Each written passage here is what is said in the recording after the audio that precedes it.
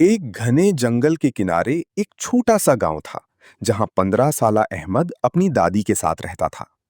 अहमद को मुहिम जोई का बहुत शौक था। एक दिन वो जंगल में लकड़ियां लेने गया तो उसे एक अजीब दरख्त नजर आया जिस पर सुनहरी रंग के फल लगे हुए थे। अहमद ने हैरत से कहा, ये कैसा दरख्त है? मैंने पहले कभी ऐसा नहीं देखा। अचानक दरख्त के पीछे से एक बूढ़ा आदमी नमूदार हुआ।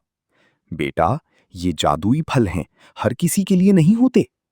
अहमद ने तजस्सुस से पूछा, अगर मैं एक फल खाऊं तो क्या होगा? बूढ़ा मुस्कुराया, ये फल तुम्हारी एक ख्वाहिश पूरी करेगा, मगर सोच समझ कर मांगना। अहमद ने थोड़ी देर सोचा और एक फल तोड़कर खा लिया। जैसे ही उसने फल खाया, एक रोशनी चमकी। मैं चाहता हूं कि मेरी दादी हमेशा खुश और सेहतमंद रहें। रोशनी गायब हुई और अहमद जल्दी से घर की तरफ भागा। घर पहुंचकर उसने देखा कि उसकी दादी पहले से ज्यादा तंदुरुस्त और खुश नजर आ रही थीं। दादी ने हैरान होकर कहा, अहमद, आज मुझे बहुत हल्का और खुश महसूस हो रहा है। ये कैसे हुआ? अहमद मुस्कुराया और बोला, दादी, शायद ये कुदरत का करम है।